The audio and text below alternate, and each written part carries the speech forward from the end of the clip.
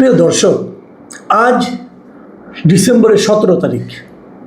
আজ থেকে ঠিক 6 মাস আগে ফেব্রুয়ারি 17 তারিখে এই বিএনপি সরকার তার দায়িত্ব গ্রহণ করেছিল, মানে এই সরকারের যাত্রা শুরু হয়েছিল। এবং তখন বলা হয়েছিল যে তারা 180 দিনে মানে 6 মাসে তারা কি করবে না করবে তার একটা টার্গেট তারা মনে মনে ঠিক করেছিল এবং বলেছিল 6 মাস পরে তারা বিশ্লেষণ করে দেখবে যে তারা কতদূর কী করতে পেরেছে এবং জনগণের মনে কতটুকু আশার আলো জ্বালাতে পেরেছে। আশার আলোটা এই কারণে, দেখুন তারা তো আসলে 6 মাসের জন্য আসেনি, তারা এসেছেন 60 মাসের জন্য। তার মাত্র 10 ভাগের 1 ভাগ 6 মাস, তাই না? আরও 54 মাস বাকি আছে। তারা এই 54 মাসে অনেক কিছু করবেন, কিন্তু 6 মাসের মাথায় এসে তারা পেছন ফিরে তাকাবেন যে আমরা কতটুকু কি করতে পারলাম, আমরা যা করতে পারলাম তা নিয়ে কি আমরা হ্যাপি নাকি তা নিয়ে আমরা আনহ্যাপি। অথবা যদি আরেকটু উল্টো করে বলি, তারা এই সময় সে ভাবতে চাইবেন, বুঝতে চাইবেন যে আমরা 6 মাসে যা করলাম তা নিয়ে যারা আমাদেরকে এই দায়িত্বে পাঠিয়েছে, মানে জনগণ কি হ্যাপি অথবা আনহ্যাপি। এবং সেই বিশ্লেষণের উপর নির্ভর করবে তাদের পরবর্তী 54 মাসের যাত্রা। অথবা হয়তো সরকার প্রধান বলতেও পারেন, না আমি আরও 6 মাসের জন্য ভাববো, অথবা আরও 1 বছরের জন্য ভাববো। এরকম ধাপে ধাপে ওনার চিন্তা কাজ করতে পারে। ওনার মনে কী আছে অথবা উনি কী করতে চাইবেন সেটা আমরা এখন বুঝতে পারবো না, হয়তো 2 দিন পরে বুঝতে পারবো। কিন্তু আমি বরং বুঝতে চাচ্ছি এই মুহূর্তে 6 মাসের মাথায় এসে তারা কি ভাবছেন এবং তাদেরকে নিয়ে জনগণ কি ভাবছে, এটার একটা তুলনামূলক আলোচনা করার জন্য একটু চেষ্টা করে দেখি, পারবো কিনা জানি না। আজকে সরকারের পক্ষ থেকে একটা আয়োজন করা হয়েছিল, একটা প্রেস কনফারেন্সের মতো আয়োজন করা হয়েছিল গণভবন, না ঠিক প্রধানমন্ত্রীর যে কার্যালয় আছে সেখানে। অনেক রথী মহারথী সেখানে ছিলেন।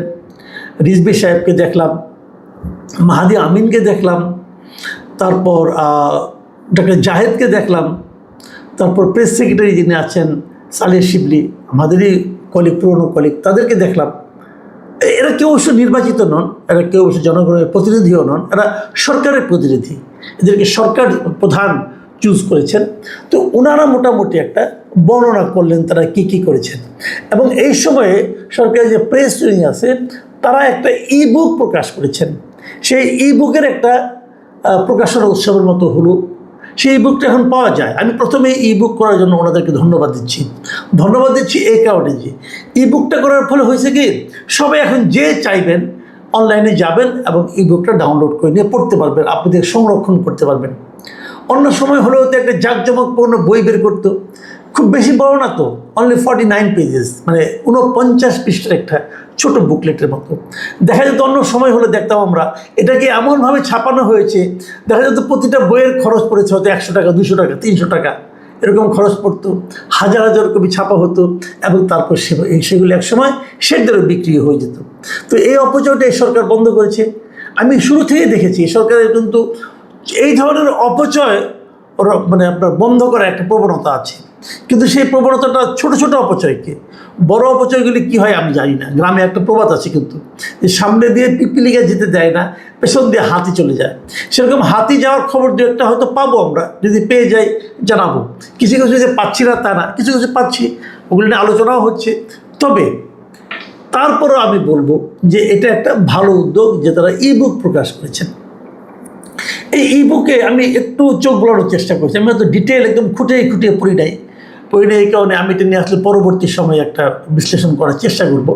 কাজেই আমি ছোটোখাটো যেটা দেখলাম, সেখানে তারা বিভিন্ন রকম কথা বলছেন যে 180 দিনে তারা কী পদক্ষেপ নিয়েছেন, রাষ্ট্র সংস্কার, অর্থনীতি, কৃষি, সামাজিক সুরক্ষা, শিক্ষা, স্বাস্থ্যসেবা, বিনিয়োগ, কর্মসংস্থান, গণতান্ত্রিক প্রতিষ্ঠান শক্তিশালীকরণ, এই সমস্ত বিভিন্ন ক্ষেত্রে সরকার কী পদক্ষেপ নিয়েছেন তার একটা মোটামুটি বর্ণনা এই ইবুকে আছে। এবং এই ইবুকে যে মোটামুটি আমি যেগুলি দেখলাম সবগুলো নিয়ে আছে বটে, কিন্তু আমি যে জিনিসটা বারবার খুঁজছিলাম যে যেহেতু এটা একটা মানে নিজেদের আত্ম উপলব্ধির জন্য করা হয়েছে, ওনারা কি নিজেদের কোনো একটা ব্যর্থতার কথা যেটা ওনারা পারেন নাই করতে, চেষ্টা করেছেন কিন্তু পারেন নাই, এমন তো কিছু থাকতে পারতো, কিন্তু পুরো এই বুকে আমি সেই ধরনের কিছু পেলাম না। মানে ওনারা কি কি করেছেন এবং কি কি করবেন সেই সংক্রান্ত বড় বড় কথা ছাড়া আর কিছু পেলাম না। মানে ওনারা কি করতে চেয়েছিলেন কিন্তু করতে পারেননি, চেষ্টা করেছেন কিন্তু পারেননি, এ ধরনের কোনো কথা পেলাম না। কিন্তু এ ধরনের কথা কি আসলে বলার মতো কিছু ছিল না? যেমন ধরেন আমি স্বাস্থ্য খাতের ওনাদের যে অর্জনগুলো সেটা আমি একটু মন দিয়েই পড়লাম, যে স্বাস্থ্য খাতে তারা কী কী করেছে না করেছে। আমি বারবার খুঁজছিলাম যে তারা দায়িত্ব নেওয়ার পর হামেজে কয়েকশো শিশু মারা গেল, এই তথ্যটা কোথাও পাই কিনা? না, নেই। এই যে শিশুদের অকাল মৃত্যু, শিশুদের অসহায় মৃত্যু, তা নিয়ে তাদের একটি শব্দও নেই। তাহলে আপনারা কি করেছেন কি করেন জনগণকে জানানোর দরকার নাই রে ভাই। জনগণ কি জানে না যে আপনারা কি করেছেন? কার জন্য করেছেন? জনগণের জন্যই তো করেছেন, জনগণের জন্যই করেছেন। তাহলে জনগণ জানবে না কেন? আপনি যদি আমার কোনো উপকার করে থাকেন সেটা তো আমার জানার কথা। এখন এটা যদি আপনাকে লিখে জানাতে হয় তাহলে তো ভাই সমস্যা। আপনাকে যদি ঘটা করে বলতে হয় যে আমি এটা করেছি ওটা করেছি, হ্যাঁ করেছেন। এই সরকার কিন্তু কম করে, আমি প্রথমে যেটা বললাম তাদের মধ্যে একটা ব্যয় সংকোচন এবং ভিআইপি সংস্কৃতি পরিহার করার একটা প্রবণতা, এটা খোদ প্রাইম মিনিস্টার দেখিয়েছেন। অন্যরা মন খারাপ করলেও মানতে বাধ্য হয়েছেন, এটা হয়েছে। সামাজিক সুরক্ষা কার্যক্রম ওনারা অনেক কিছু করেছেন, বিভিন্ন ধরনের কার্ড দিয়েছেন, ফ্যামিলি কার্ড, কৃষক কার্ড, এগুলো দিয়েছেন, আমি এটা অস্বীকার করছি না। তবে কৃষিক্ষেত্রে, ধর্মীয় ক্ষেত্রে অনুদান দিয়েছেন, কৃষি ঋণ মওকুফ করেছেন, মসজিদ মন্দির সহ বিভিন্ন জায়গায় আপনার ইমাম পুরোহিতদের জন্য সম্মানী ভাতা চালু করেছেন। আমি এগুলোকে খুবই ইতিবাচক হিসেবে বলি। ব্যাংকিং খাতে শৃঙ্খলা ফেরানোর চেষ্টা করেছেন কিন্তু পেরেছেন বলে আমার মনে হয় না। যেমন ওই মার্জ করা 5টা ব্যাংক, যে 5টা ইসলামী ব্যাংককে একত্র করা হয়েছিল, সেগুলোর মধ্যে একটু সুফল, একটু সুশাসন, একটু মানে স্থবিরতা কাটানোর চেষ্টা হয়েছে। একদম হয়নি এটা আমি বলবো না, কিন্তু সেইটা কি পর্যাপ্ত? এটা নিয়ে তো আমার মনে হয় পৃথক একটা এপিসোডই করা যায়। কারণ এই 5টা ব্যাংকের গ্রাহক সংখ্যা হলো 75 লাখ। এই 75 লাখ লোক কি আপনার উপর খুশি হয়েছে? 75 লাখের লোকের মধ্যে কি মনে কি স্বস্তি ঢুকেছে?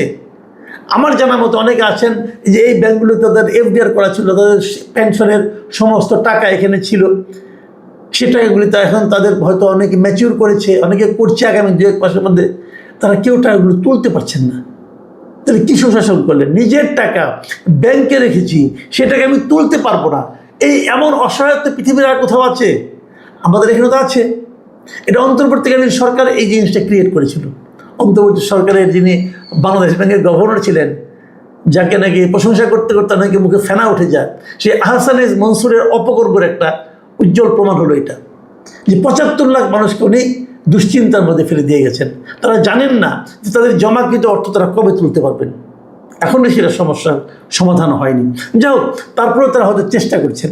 হ্যাঁ, আমি বলবো গণমাধ্যম নিয়েও তারা বেশ ভালো কাজ করেছেন, কোনো সন্দেহ নাই। আমি তো মনে করি গণমাধ্যমে এখন মানুষ অনেকটাই সহজে কথা বলতে পারছে, প্রত্যক্ষ চাপটা একদমই নাই। পরোক্ষ চাপ আছে, ওটা নিয়ে পরে একসঙ্গে বলবো। পরোক্ষ চাপ কিন্তু আছে, এটা সব সরকারের সময় ছিল, এই সরকারের সময় আছে। এটা হলো বিজ্ঞাপন নিয়ে চাপ, যাই হোক সেটা অন্য আলাপ। কিন্তু এই যে সাফল্যগুলি বললাম, এর বিপরীতে ব্যর্থতা কতটুকু ভাবুন তো। দ্রব্যমূল্য নিয়ন্ত্রণ করতে পেরেছেন? পারেননি। চাঁদাবাজি থামাতে পেরেছেন? পারেননি। মবকে থামাতে পেরেছেন? পারেননি। মবের তো গত 15 তারিখে উদাহরণ দেখলাম। মব তো সরকারি প্রশ্রয় এখন চলছে, পুলিশ দাঁড়িয়ে থাকে, মবকারীরা লোকজনকে পিটায়, পুলিশ বলে আমি দেখছি কিন্তু কিছু করে না। চোখের সামনে ঘটলো কিন্তু কয়েকদিন আগে, এক পুলিশ কর্মকর্তা, কি জানো তার নাম, সাদ্দাম না কি জানো, ওনাকে সাংবাদিককে জিজ্ঞাসা করলো যে আপনার সামনে তো মব হচ্ছে, আপনি কিছু বলছেন না কেন? ওইকে আমরা দেখছি। যে এই পুলিশকে আমরা বেতন দিয়ে দেখছি বলার জন্য রাখছি নাকি ভাই? তো মব থামাতে পারেননি কিন্তু। এবং মানে আপনার এই যে চাঁদাবাজি যেটা চলছে, চাঁদাবাজির কারণে দ্রব্যমূল্য বেড়ে যাচ্ছে, আপনি থামাতে পারছেন না তো, থামাতে পারছেন না। এটা সরকারও পাচ্ছে না, বিরোধী দলও পাচ্ছে না। জ্বালানি সংকট, এটা কথা বলবো আর কি। আমি তো মাঝখানে একদিন বলেছিলাম যে বিদ্যুতে এই সরকার ডুববে, মানে কম দুঃখে বলি নাই ভাই। জ্বালানি সংকটে এই সরকার মিজারেবলি ফেল করছে। সরকারের এক উপদেষ্টা আছে, তথ্য বিষয়ক উপদেষ্টা, উনি দেখলাম নিজের আপনার ইয়েতে এই কী বলে নিজের ইউটিউব চ্যানেলে বলতেছেন যে এই জ্বালানি সংকটের জন্য পুরোপুরি নাকি আওয়ামী লীগ সরকারকে দায়ী করা চলে। ভাই আওয়ামী লীগ চলে গেছে 2 বছর আগে, এখন আপনি 2 বছর আগের ঘটনা নিয়ে বসে আছেন। এটা দেখলাম যে বিভিন্ন লোক এটা কেটে কেটে ট্রল করতেছে এবং ট্রল করার মতো কথা উনি বলেছেন। তো আপনি কি পারছেন সেটা বলেন না। আপনি যখন আজকে থেকে 6 মাস আগে যখন নির্বাচিত হলেন তখন আপনি জানতেন না আওয়ামী লীগ কি আকাম কুকাম করে জানতেন তো, তারপর তাহলে দায়িত্ব নিলেন কেন? আপনার কাছ থেকে তো আমি আওয়ামী লীগ সরকারের বদনাম শুনতে চাই না, আমি শুনতে চাই আপনার সাফল্য, আমি দেখতে চাই আপনার সাফল্য। দেখুন আপনার ইবুক পড়ে কিন্তু আমি সুইচটা অন করি না। আমি যে ইলেকট্রিক ফ্যানের সুইচটা অন করি, ফ্যান ঘুরবে এই আশায় এটা অন করি এবং আমি বিশ্বাস করি এটা চলবে।